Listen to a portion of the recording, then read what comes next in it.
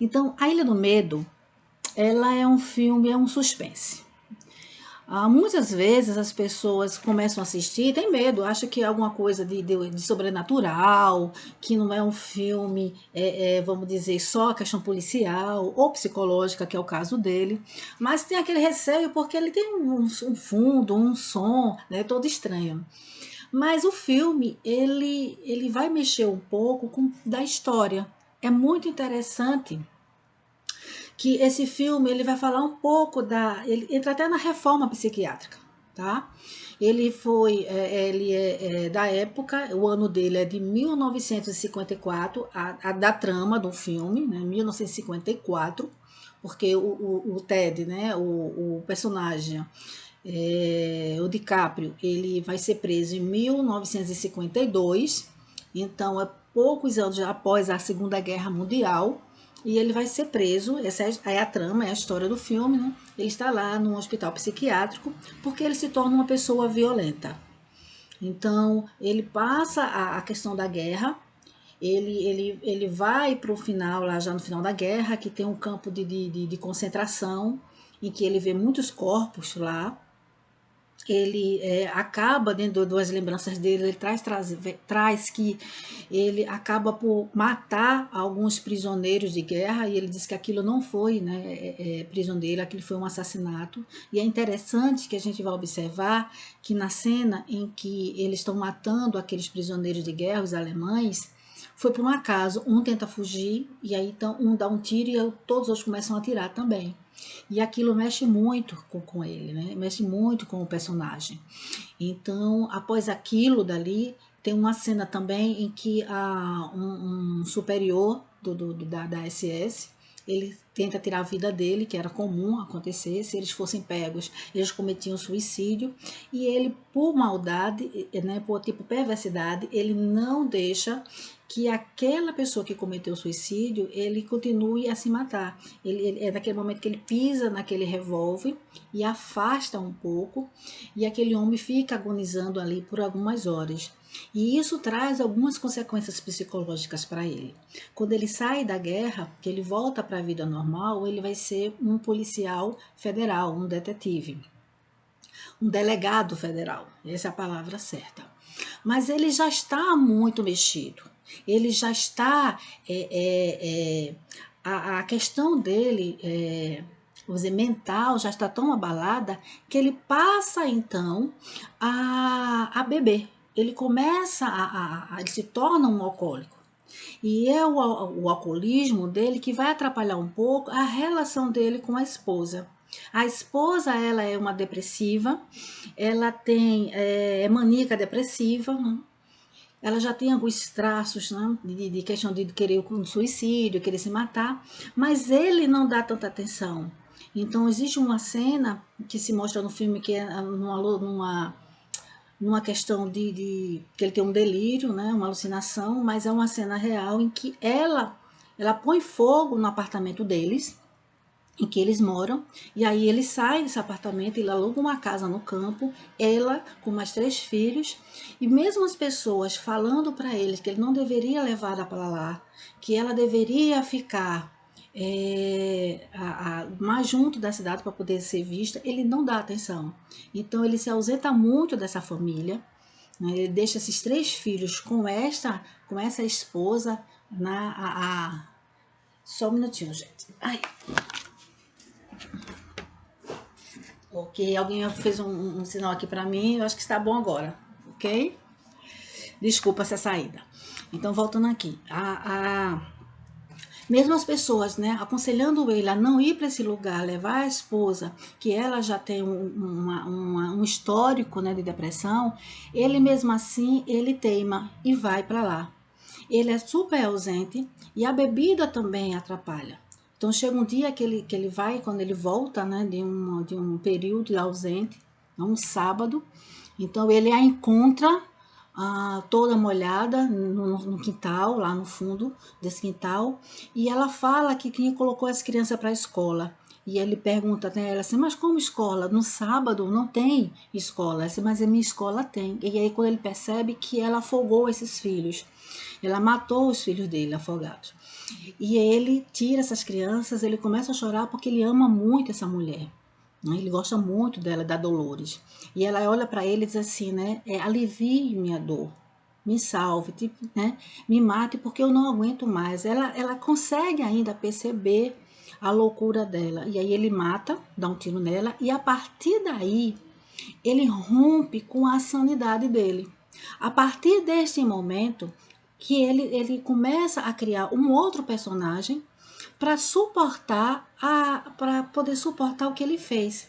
Aliás, ele não suporta o que ele fez, então ele vai criar um novo personagem, vai criar uma outra identidade para poder dar conta da culpa, né, de ter matado essa mulher, tanto dos filhos.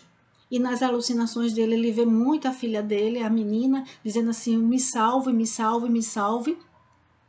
E ele sente um remorso muito grande porque ele não escutou as pessoas. Então, a forma dele conseguir se salvar, entre aspas, né? A forma como ele conseguiu lidar com essa culpa dele foi criar uma outra identidade.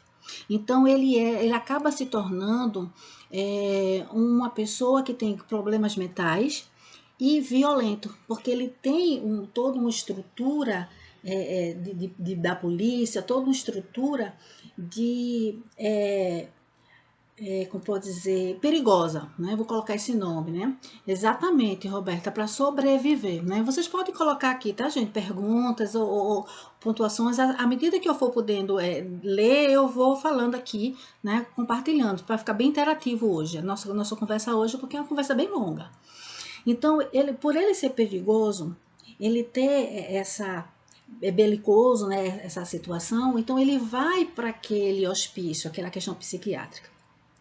E ali, como eu falei, ele estava falando, em 1954, tinha começado o segundo movimento na questão da psiquiatria, que vai entrar os fármacos, porque até então era só usava aquela questão da lobotomia, o eletrochoque, se usava esses tipos de tratamentos para os doentes mentais. E então ele começa também a entrar com fármaco. Há também uma coisa muito interessante nesse lugar, porque eles também vão falar e eles vão trabalhar a questão psicológica, né? A psicopatologia, eles vão trabalhar desse lado. E se a gente pegar um pouco a história, em 1954, já tinha muitos anos que a psiquiatria já usava alguma coisa da psicanálise. Quando a gente vai para a história de Freud, lá para a biografia, lá no início, até quando ele começa a conhecer Jung, a gente percebe que o Hospital de Zurique já se usava a questão da psicanálise, né? Eles estudavam psicanálise, já tinha cadeiras eletivas sobre psicanálise. Então, a psicanálise dentro da psiquiatria já era conhecida há muito tempo. E durante o filme eles falam muito sobre isso, né? Da questão dos mecanismos de defesa, ele comenta sobre isso, até aquele médico, né?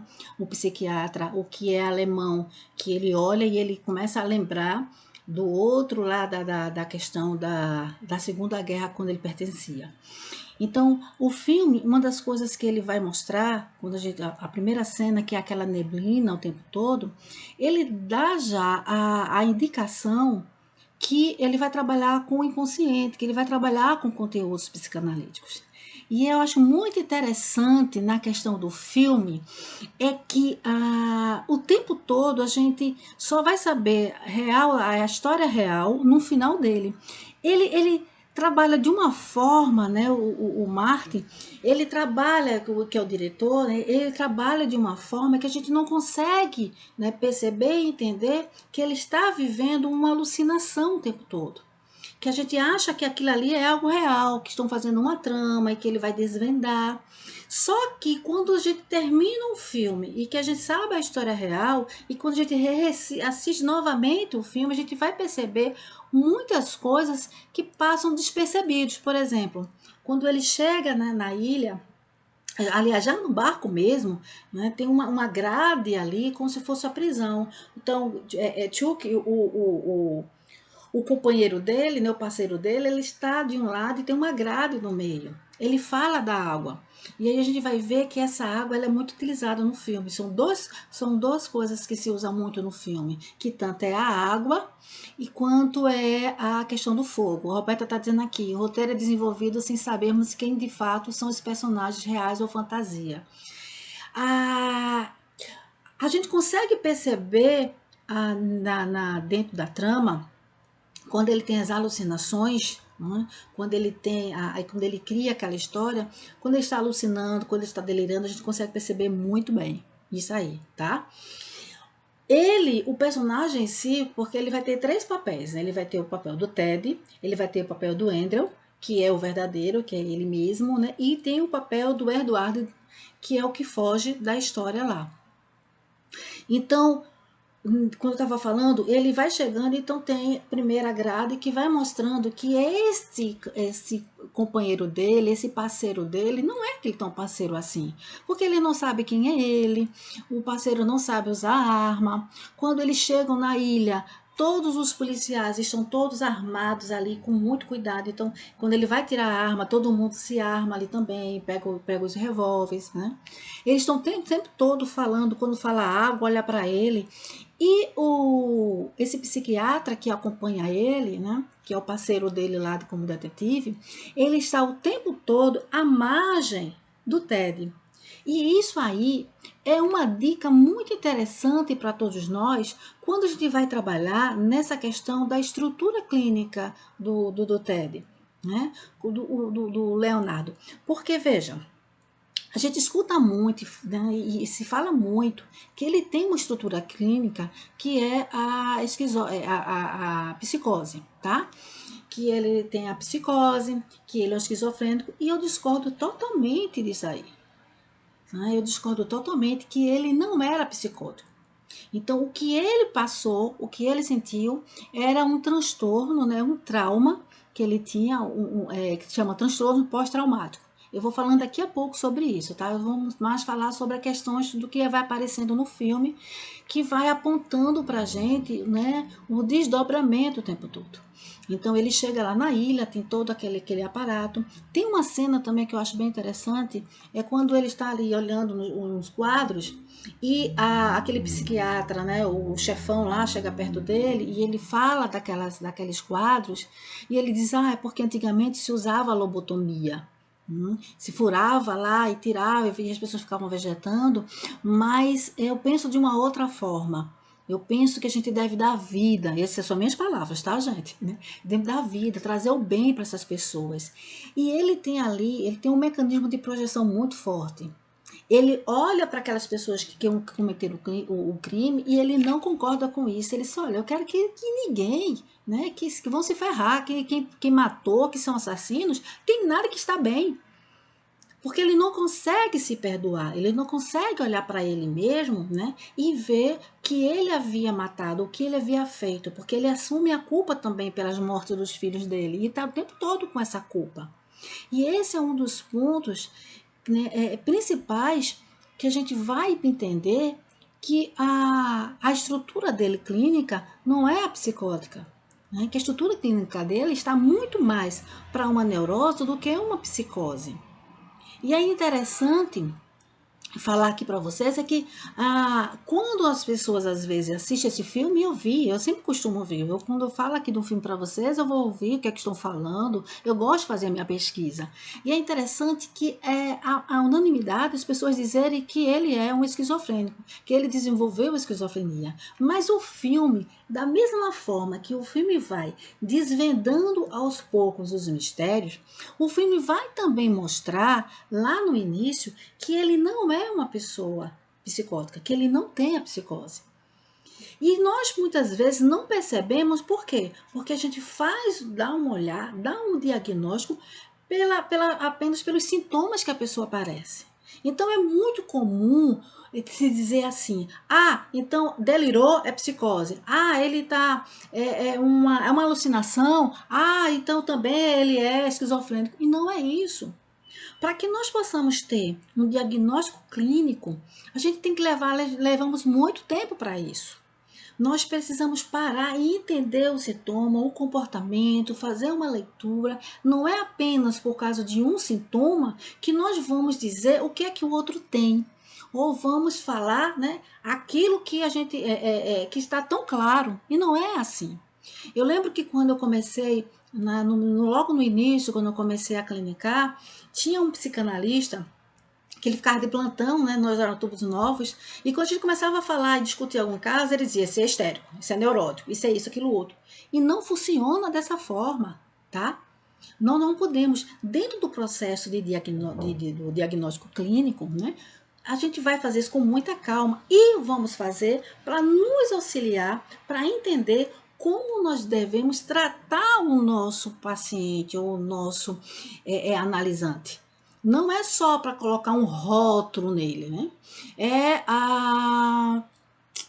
A Roberta naquele estava com 24 meses internado com surtos psicóticos. Ele teria muito mais surtos neuróticos, tá? Eu vou falar um pouquinho sobre isso, viu, Roberta? Porque se for psicótico, ele entra na linha da psicose. Então, a gente precisa ter algum tempo para entender o processo. Quando o paciente chega, logo nas entrevistas preliminares, a gente precisa ter uma definição. A gente precisa entender um pouco para poder montar uma estratégia de como vamos atuar com aquele paciente. Porém, com o desdobramento, com a escuta, com série de fatores, é que nós vamos escolher e vamos começar a agir de acordo com a estrutura dele. A questão estrutural é muito importante, porque uma escuta clínica não é só ouvir o que o paciente fala, mas é montar estratégias e entender como é que nós vamos trabalhar com o sintoma dele, com a demanda dele, daquilo que ele necessita. Ok? Então, o Andrew, né, quando ele mata a esposa dele, ele vai começar a ter uma defesa, ele vai usar uma outra personalidade, ele vai se transformar em uma outra pessoa, porque a culpa dele é tão grande, como eu falei lá no início, que ele não dá conta daquilo. E é uma das coisas que nos já sinaliza e nos mostra que a estrutura psicótica não entra muito aí nessa vida dele. Por quê? O psicótico ele não tem culpa. Como ele pode ter culpa? Quem tem culpa é quem tem que ter um recalque. A culpa vem por aquela lei, aquela castração que nós, né, estamos enfrentando. É a lei, é o interdito. Então a culpa vem desse interdito, a culpa vem do recalque. Na psicose não tem recalque, tá? Essa lei está fora de si, está fora, é algo que vem externo. Dentro da neurose, nós temos um conflito entre o eu e o isso, o eu e o id. Dentro da psicose, o conflito é entre o eu e o externo. Não há esse processo. Então, o psicótico ele vai ter está muito mais ligado à vergonha do que à própria culpa. Se você observar, lembra quando ele entrevistou 2 pacientes, um que ele havia matado a mulher, ele estuprou a mulher, cortou o rosto da mulher todinha. Ele fala daquilo dali sem nenhuma culpa, muito natural. Embora que aquele primeiro paciente que cortou o rosto da mulher todinho, isso aqui os sintomas não são estanques. Exatamente, Adriana, não são estanques, não são coisas fixas. Aquele paciente, quando ele cortou o rosto da mulher toda, ele fala muito natural, ela queria isso mesmo, ela estava esperando por isso mesmo. Mas quando ele fala do Andrew, que o Ted, né, no caso, o Ted, pergunta a ele, você sabe sobre o Andrew? Aí ele começa a ficar com muita raiva. Por quê? Porque o Andrew matou os filhos. E aí é bem interessante que veja a periculosidade do Ted, né? Que ele, quando ele começa a falar e agredir o Andrew, dizendo que o Andrew matou, que ele é isso, que ele é um assassino, ele sabe que é com ele, né? Mesmo não tão externo, não tão aparente, ele começa a riscar o caderno dele. E ele faz um barulhinho, porque eram as técnicas que ele tinha de tortura. Por isso ele era tão perigoso. Por isso ele estava lá naquele hospital psiquiátrico. Não porque era um psicótico, não porque era um esquizofrênico, mas pelo perigo que ele causava à população do surto neurótico que ele teve. E aí ele começa a escalar ali que o rapaz começa a ficar todo O rapaz começa a sair do eixo e tiram ele. Aí entra a mulher. E a mulher também do mesmo jeito, ela matou o marido, né? Cortou o marido todinho e ela não sentia culpa nenhuma. Então, esse é o perfil do psicótico. Ele comete o crime e ele não tem culpa, porque aquilo dali não tem sentido para ele na questão de ter uma lei que vai de encontro, que vai dizer que isso não pode. Ele não é barrado, tá? Então, o Ted não, o Andrew não. Ele tem a culpa sim. Tanto é que dentro das alucinações dele ou dos delírios dele, ele vê muito aquela criança, que é a filha dele. Ele tem uma ligação ali de piano com aquela menina. Então ela está sempre se mostrando para ele, dizendo assim, por que você fez isso, né? Por que você não me salvou? E é essa culpa que ele carrega. Então, veja, então, é mais um ponto para a gente perceber que ele não tinha essa estrutura. Então, no filme ele vai se desdobrando disso. Os mecanismos de defesa também, que ele utiliza o tempo todo. O psicótico ele não vai usar esse mecanismo de defesa, tá? Então tem uma cena que aquele psiquiatra alemão diz assim, né? Quem foi que criou você? E ele diz assim, os lobos. É muito interessante, ele é muito inteligente, né? Então, mesmo sem ter, vamos dizer, de uma forma mais inconsciente, mais como defesa mesmo, talvez ele use essas palavras não para se mostrar, dizendo assim, olha, eu sou o outro, mas eu quero ser esse papel, não, que não é o caso dele, porque ele cria realmente uma outra personalidade, e aí a gente vai ver no transtornos, né, pós-traumáticos, que as pessoas têm uma dissociação. Exatamente, Márcia, ele não reconhece a lei. O psicótico ele não reconhece essa lei. Há uma dissociação. Então, alucinação, delírio, a dissociação, tudo isso faz parte também de um quadro pós-traumático. Dentro da psicanálise, Freud também vai trabalhar com isso. Freud vai trabalhar, ele diz que chama de neuroses traumáticas, tá? Ou neurose de guerra. Isso lá, ó, bem lá no início, logo quando teve a Primeira Guerra Mundial, em 1820, ele já começava a escrever isso, bem antes, acho que 1820, não, desculpa, gente, 1920, 1918, ele já escrevia sobre isso, tá? Que nós temos a neurose libidinal e temos a neurose de guerra, ou a neurose traumática. E essa neurose traumática, ela também vai trazer consequências, sintomas. Não está ligado a nossas neuroses da infância, né? Da questão do Édipo, a questão dessas figuras primárias, embora que aquilo que vai me atingir hoje no secundário também vai ter alguma ponte que vai ligar aquelas primeiras cenas, aquelas coisas bem primárias, tá? O que aconteceu comigo. Então, está sempre entrelaçado. Quando ele vai trabalhar a questão das neuroses atuais, ele vai falar também que a gente sempre tem uma linhazinha que vai buscar lá atrás. Então, dentro da psicanálise, a gente pode sim trabalhar com essas neuroses traumáticas, porque vai trabalhar a fala, vai trabalhar a linguagem, vai trabalhar o falar, tirar de si isso tudo, ok? Já com a questão psicótica, não há isso, porque o psicótico ele não está escrito, circunscrito na linguagem. Não há esse processo da linguagem como o neurótico tem. E aí, observe uma outra cena que é bem interessante, que você pode dizer, nesse caso aqui, ele é um psicótico por conta do parceiro dele. O psiquiatra parceiro dele, Chuck, está sempre ao lado dele. Quando a gente estuda a questão da psicose, a gente vai perceber que o profissional ele vai ficar sempre ao lado, se chama do secretário do analisante, do paciente. E aí eu quero até pedir desculpa para quem não é da área da psicanálise, porque hoje está bem técnico, não dá como falar esse filme sem entrar muito na questão técnica. Eu não consegui, certo, gente? Dessa vez eu tive uma dificuldadezinha. Eu vou tentar ser mais leve com algumas pontuações depois. Mas vamos lá. Então, o secretário, né, que se chama o psicanalista, ele entra como secretário desse paciente. É aquele que fica sempre à margem. Chuck, ele fica à margem dele o tempo todo, ele está sempre observando. Porém, o que eles usam para tratar o TED é o psicodrama. E no psicodrama, eles vão enfrentar, ele vai fazer com que TED reviva aquela situação. Então, que ele vai repetir, né, a história dele para ele poder se defrontar e ele se encontrar com a história real dele, quem é ele.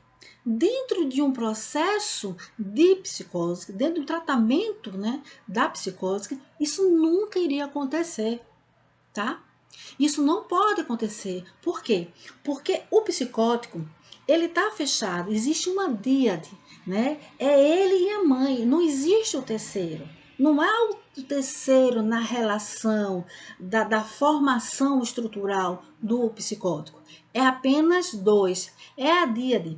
Então tá ele e a mãe. Se há um terceiro que entra nessa história, ele surta. Tá?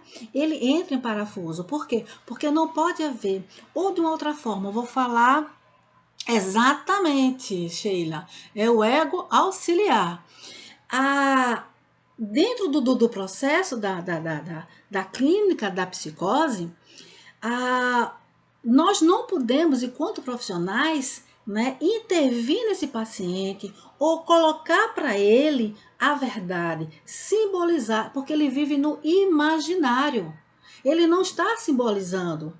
Ele não tem como, ele não tem a linguagem, né? Quando eu falei, ele não entrou na estrutura, ele não faz parte dessa linguagem. Então, ele vai estar sempre vivendo no imaginário. Então, se nós começamos a colocar para ele, ou querer decifrar um sonho dele, ou confrontar ele com uma realidade que ele tem, o que vai acontecer? Ele vai ter um surto psicótico. Então, o caso de Ted, do Wendell, ele nunca seria psicótico e para eles ter utilizado aquela técnica ali. Não concebe nada disso. Então, é preciso a gente ter muito cuidado com isso. Então, eu vi, às vezes, uma pessoa assim falando, ele teve um trauma pós-traumático, depois que os filhos morreram, ele teve um surto psicótico e depois ficou curado. Tá acabando, também não tem como, não é? Fora a oclusão, fora ocluiu, exatamente, Bruno. Não tem como, tá? Então, uma vez você tem a sua estrutura, você não sai dessa estrutura, não há cura para isso. Se uma pessoa tem vamos dizer, se ele tiver uma estrutura psicótica, e aí ele surtar, né? Ele romper, ele tem um nomezinho que chama desagregar, não, tem um nomezinho aqui, tá? Alguém que puder aqui me ajudar. Exatamente, ele não elabora através da linguagem, exatamente, ele está no imaginário, Alexandra, tá? Ele vai desagregar, eu vou usar essa palavra desagregar, mas eu acho uma outra palavra, não estou conseguindo lembrar aqui não, tá, gente? Então, depois que ele faz isso, não há como voltar mais, tá? Não tem como retorno, não tem cura. Cisão, ok, obrigado, uma cisão, mas não era cisão, era uma outra palavrinha que a gente fala. Não há cura para isso. Então ele não volta mais. Então aquela questão de ele ser curado. O que eles estavam querendo na história do filme é que era justamente que ele voltasse para a realidade, que ele conseguisse encarar quem ele era, aceitar quem ele era, para poder ele ser tratado disso. E é que ele não aceitava desintegração. Exatamente isso mesmo, desintegrar. Exatamente, a desintegração. Ele precisava ser isso, então eles levavam ele o tempo todo. E tinha momentos que ele se percebia, dissociação, Thaís, a palavra mais certa é essa, muito obrigada, dissociar, exatamente, parece com desintegrar, né? Mas é dissociar mesmo, obrigada. Então, veja, o Ted, ele precisava, né, ter esse confronto com ele, e eles levaram o tempo todo. Então, lá no final do filme, por isso ele diz lá no fundo, ele fez uma escolha, né? Uma escolha de não enfrentar com a sua realidade. Deixa eu ver aqui. Gabriela está dizendo o seguinte, mas isso não caiu por terra, pois se tinha a ideia de que o psicótico não poderia fazer análise psicanalítica, mas não se como psicanálise vê hoje. Ou estou enganada? O psicótico ele pode sim fazer análise, tá? Quem vai trazer isso é Lacan. Lacan diz que há sim essa possibilidade, mas é uma possibilidade para poder que ele tenha uma estabilidade. Por quê? Porque o psicanalista ele vai entrar como alter ego dele. Então, o psicótico ele é o ego e o psicanalista vem como alter ego. O psicanalista ele vai dar um suporte para ele. O psicanalista vai ajudar ele dentro desse imaginário dele, ele conseguir ter um equilíbrio. Até porque, dentro da psicanálise, a questão deixa eu ver aqui a palavra, que está fugindo de mim aqui. Os delírios, alucinações, é estruturante. Né? Ele precisa da alucinação para se estruturar, ele precisa do delírio para se estruturar.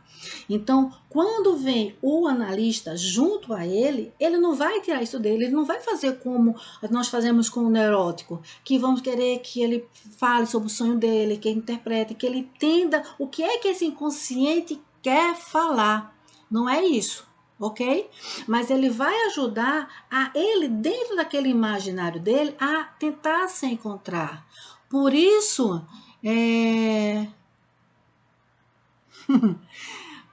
eu não acho como vocês, psicanalistas, não deveriam vir com um filme tão profundo. Ana, esse filme é escolhido pelas pessoas, tá? Então a gente tem filmes leves e tem filmes profundos. Então a escolha é do público. A gente está aqui para atender esse público, ok? Então voltando aqui.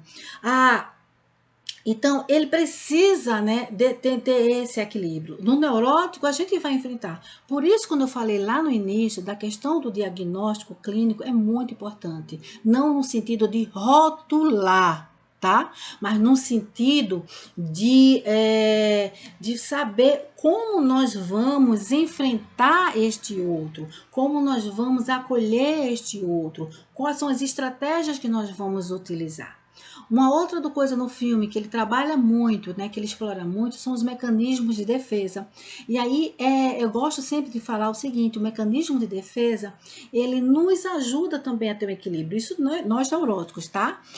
Ajuda a nos ter um equilíbrio no sentido de que eu preciso sim, às vezes, da negação. Eu preciso sim, às vezes, da racionalização. Eu trabalho muito isso logo no início da pandemia. Sempre falava o seguinte: olha, vamos racionalizar algumas questões para eu poder me manter a minha saúde mental. Tá? Para eu poder ter um equilíbrio. Então, como é que eu estou agindo? Eu estou fazendo certo? Eu estou fazendo aquilo outro? Para eu não me ser tomada por um medo extremo. Porém, o mecanismo de defesa, quando ele é usado de forma, vamos dizer, mais acentuada, ele passa a ser, às vezes, um mecanismo patológico. No caso do TED, era um mecanismo patológico, porque ele ia usar esse mecanismo para poder se proteger daquilo que ele não queria enxergar. Por exemplo, né? Ele usava o mecanismo da negação o tempo todo, ele usava a racionalização. Tem até uma conversa que ele fez com aquela psiquiatra lá na caverna, né? E aquela caverna é bem simbólico. Ele entra na caverna para ter um encontro com ele. Aquela psiquiatra lá, ele tem um encontro com ela naquela caverna. Ele fala assim, né? Ele diz assim: tudo aqui que ela alerta para ele, que eles vão usar tudo contra ele, né? Ele já estava trabalhando dentro dele a verdade que viria à tona.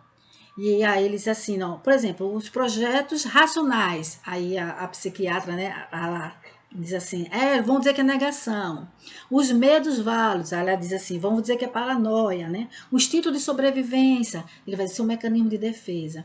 E aí é tão interessante, é que quando nós estamos dentro da clínica, o paciente, quando ele não está preparado ainda para uma interpretação, ele vai usar sempre o que nós falamos, ou vai usar sempre de uma forma racional, negação, projeção. Ele não vai aceitar o outro. E sempre vai falar que aquilo ali não é aquilo que ele queria dizer, ou não é a verdade. Ele vai sempre usar de uma outra forma. A fantasia, isso já se também é um mecanismo de defesa, que ele vai usar muito também da fantasia. Uma outra coisa que o filme vai mostrar para nós é o momento que eles têm um encontro com ele mesmo, a história dele, quando ele se percebe, né? Por exemplo, a água. Todas as vezes que tinha a água, ele estava no momento que ele está do encontro com esse inconsciente dele. Então, era quando ele encontrava a esposa, quando ele tinha um sentimento de culpa. E o fogo vinha no filme demonstrando ou mostrando, né, a fantasia. Era um desejo que ele tinha de que fosse realizado. Então, aquela cena que ele está lá, uma das primeiras cenas, que é um sonho que ele tem, que ele está no apartamento, tem cinzas, tem fogo, então tem uma mistura ali do desejo, né, da fantasia, que aquele apartamento foi queimado por uma outra pessoa, e ela também aparecia molhada. E aí, quando ela aparecia molhada, ela dizia para ele que ele tinha que ir embora. Tinha momentos que a esposa dele, a Dolores, aparecia dizendo assim: vai embora, você precisa ir, fuja daqui. E tinha momentos que ela dizia: não vá. E é interessante que o momento que ela dizia não vá, ela estava mais ligada ao fogo, porque era o desejo dele de não ir, era o desejo dele de ficar com ela. E a Leda está dizendo aqui: há muitas vezes confiança do psicanalista se deixando conduzir. É muito interessante isso que tu colocou, Leda, porque tem uma coisa na psicanálise que a gente não pode, né, comprar a história já pronta de outro. Então, por exemplo, né, a gente trabalhou muito aqui isso no filme passado também, né?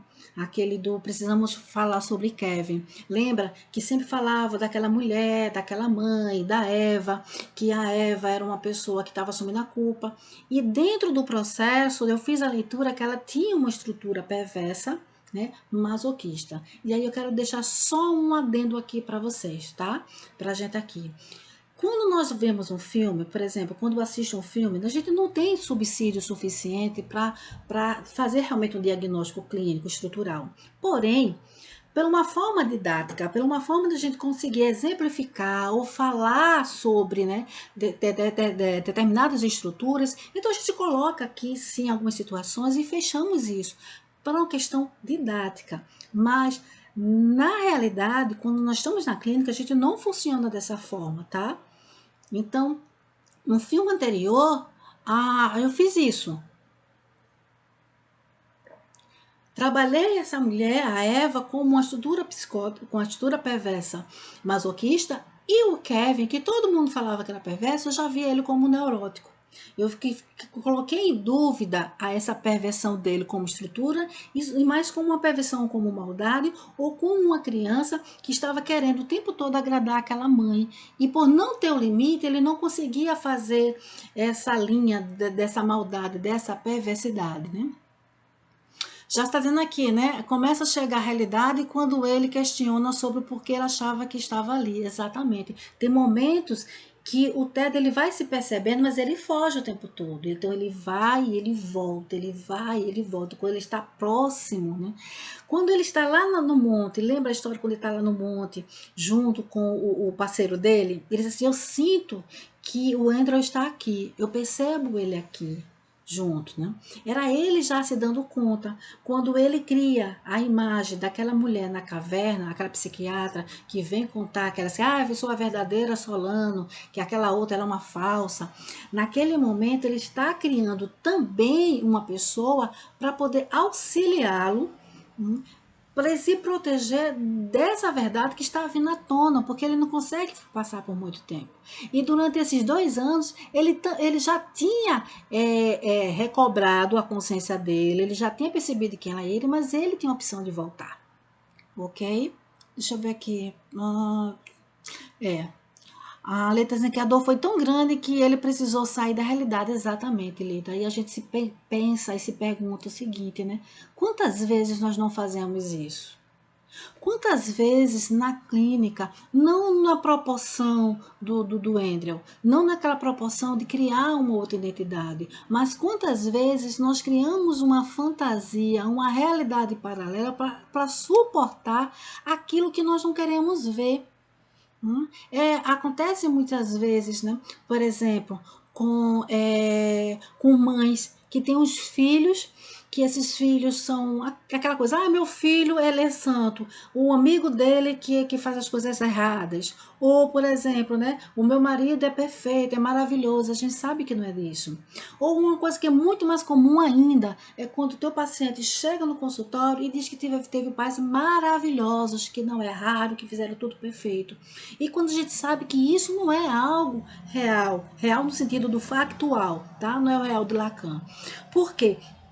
Porque todos nós erramos. Não tem como um pai ou uma mãe conseguir dar para uma criança tudo aquilo que ele necessita.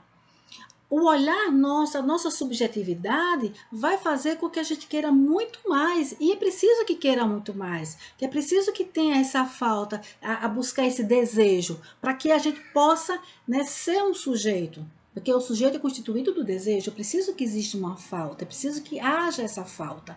Então, se esses pais dão tudo para esses filhos, acabou esse filho, vai ser complicado. Então, é preciso que haja isso. Então, quando esse paciente, né, quando esse analisante ele chega e fala que esse pai e mãe foi maravilhosos, ou que eu apanhei, mas foi necessário, eu precisava daquilo, é uma realidade que ele está criando, uma fantasia, né, uma realidade, né, psíquica, para poder dar conta, às vezes, da dor, né, de não ter tido um pai ou uma mãe como ele gostaria de ter tido.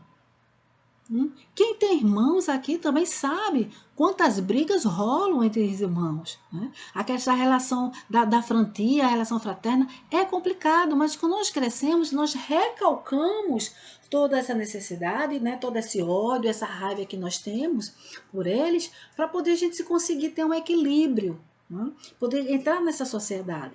Então, o que TED faz, né, embora que tenha um processo bem mais profundo, né, o trauma dele, né, o transtorno pós-traumático dele foi aprofundando, né, chegou à questão patológica, porque ele foi um momento que é como se ele quisesse ter matado aquela mulher, ele amava aquela mulher.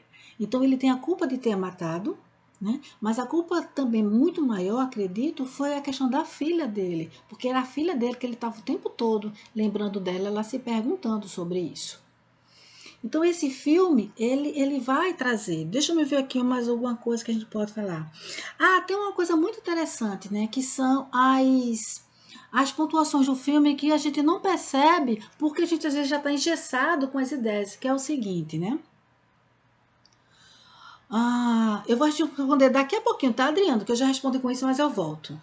É o seguinte, né? Tem uma frase que diz assim, ó, a sanidade é algo que não se escolhe sair dela. Veja, no filme todo, ele dá as dicas que o Ted não é psicótico. Ele fala dessa sanidade, ele fala dessa culpa, ele diz que tem que aceitar, né, o que fez. Nós, né, às vezes aqui não conseguimos ver porque a gente já ficou generalizado do que quem ele era. A Adriana está dizendo aqui, se na estrutura psicótica não há culpa como funciona na estrutura perversa. Exatamente, não há essa culpa, porque não há o recalque, não há essa lei. Claro que ele não está totalmente fora disso, ok? Vai existir a questão da sociedade, ele vai ocupar os papéis. O psicótico, ele sabe que vai ter um retorno, que se ele fizer tal coisa, ele vai ser cobrado por essa coisa. Então, enquanto ele está, vamos dizer, vivendo mais um equilíbrio ali, se segurando, né, ele vai conseguir se manter dentro de uma sociedade, cumprir as regras, embora que não é a mesma coisa que um neurótico. Não é o mesmo processo de culpa, tá? Então, se eu, vamos dizer, vejo um bombom e pego um bombom, como, e esse bombom não foi me dado, eu posso sentir uma culpa enorme porque eu comi um bombom e ninguém me deu. Eu fui lá e tirei. O psicótico ele não vai sentir isso. Ele pode dizer, eu peguei, não senti nada, mas eu não posso pegar porque disseram que não pode. Botar lá. É diferente, o processo é diferente, né? Eu tenho um autor que chama-se Fink, ele fala o seguinte, né? É muito interessante. Ele diz que o psicótico ele não sente culpa, ele sente vergonha. E aí no filme tem aquelas duas pessoas, né? Aquelas duas personagens, da mulher e do homem, que é muito claro aquilo dali. Se mostra muito claro como ele reage a isso. Ah, deixa eu me ver mais alguma coisa aqui que a gente pode. Deixa eu me contar aqui. Alguém quer mais fazer uma pergunta para a gente já até movimentar? Senão eu vou falando.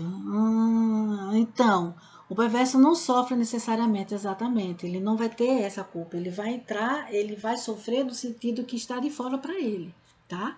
Ele vai criar, por exemplo, ele vai ter a questão persecutória, ele vai sofrer no sentido da lei que está fora, do delírio que ele vai receber, não por uma lei interna, a lei que está dentro dele, tá? A cobrança não é tão interna, a cobrança é externa, é o que vem de fora, ok? Então, esse filme, a gente já falou sobre mecanismo de defesa, falamos sobre a relação diádica, né, que é a relação da mãe com o filho, que é a questão que se tem na psicose, que não há entre esse terceiro, tá certo? Vamos ver mais, o que a gente pode mais explorar neste filme? Então, aquela última cena, quando ele chega lá, naquele farol, e que há um encontro e que jogam tudo para ele, toda a verdade, e ele começa a assimilar aquela verdade, né? Veja, aquilo nunca queria acontecer com o psicótico. Nunca. Ele vai sair bom, ele ia ser pior. Ele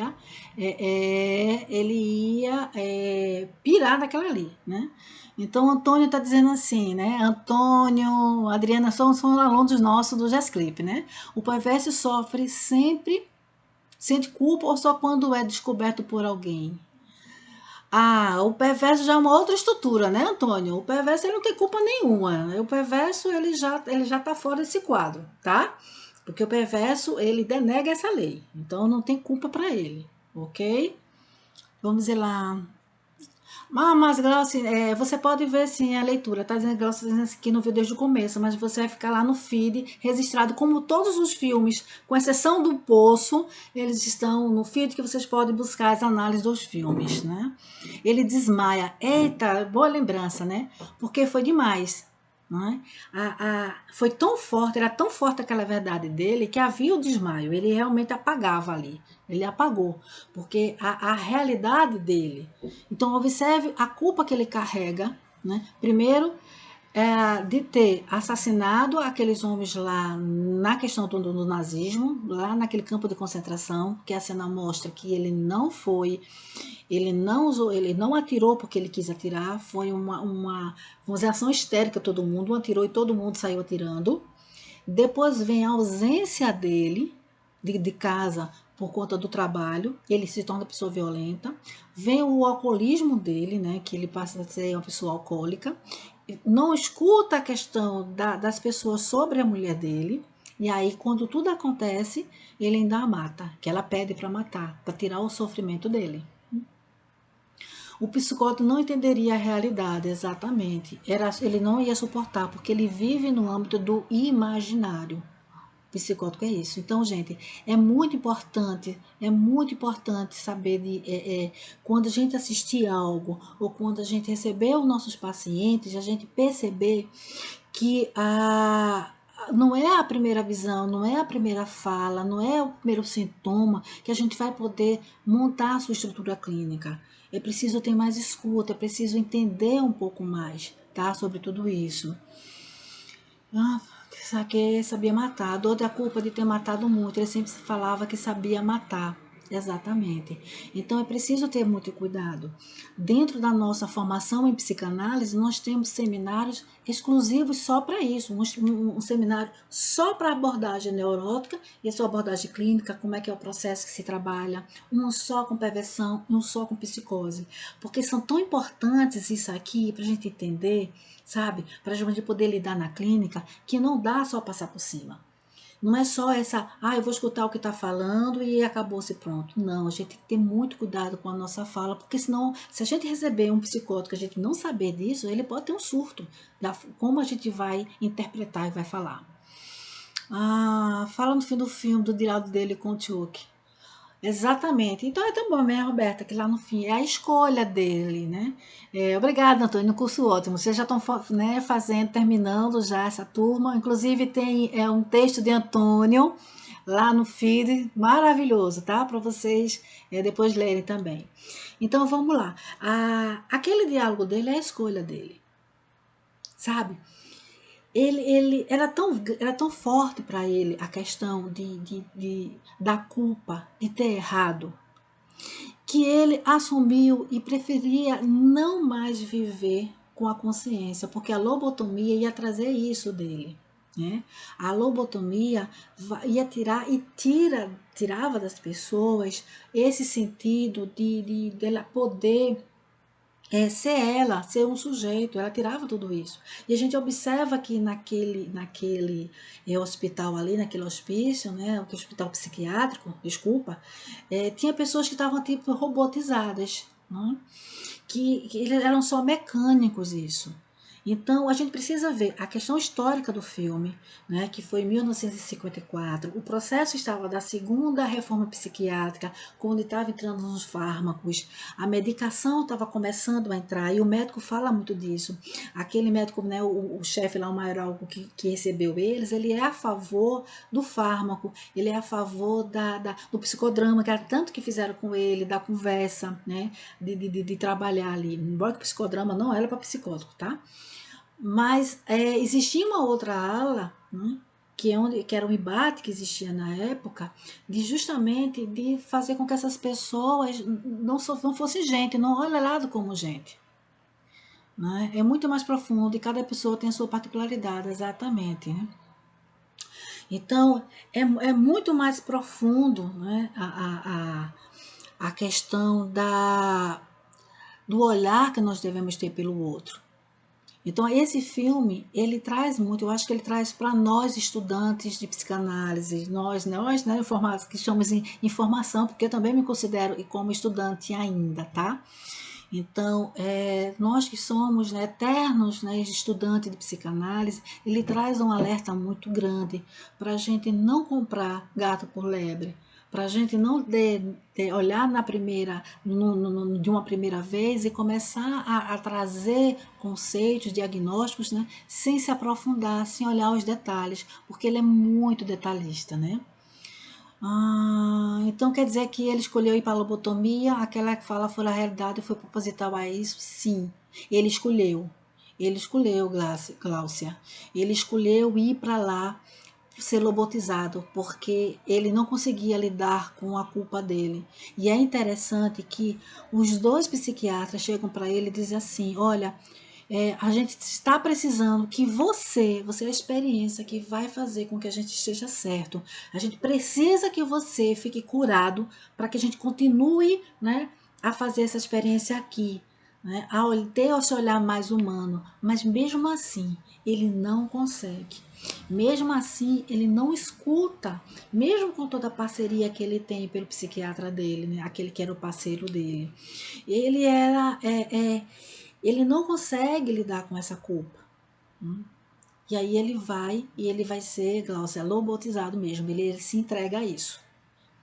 E isso é muito triste, né, saber quantas vezes nós nos colocamos, né, para ser punidos por uma culpa que às vezes nem é tão culpa. Né? Tem um texto de Freud que diz assim, né, como a gente reage, né? São tipos de pessoas, de caráteres que há. Então, aqueles que são culpados, né? Que aqueles que se colocam como punição, ou ser punido pela culpa que carrega. Então, às vezes, uma culpa que eu tenho de algo que eu fiz, que eu não consigo interpretar hoje, que eu não consigo elaborar ela hoje, e às vezes eu me coloco num processo de autossabotagem, eu acabo permitindo que outras pessoas me machuquem, porque é a forma de eu me punir.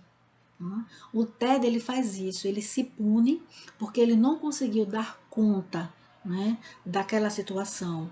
Ele se pune por quê? Porque ele foi uma vítima lá do nazismo, lá da Segunda Guerra. Ele foi uma vítima também do momento que ele permitia o melhor para a esposa dele. Ele foi uma vítima porque, por amor a ela, ele matou ela. Isso não quer dizer que a gente não vai tirar a responsabilidade, não. Tá? Cada um tem a responsabilidade dos seus atos, mas dentro da psicanálise a gente tem muito um outro olhar, o olhar qual foi o movimento.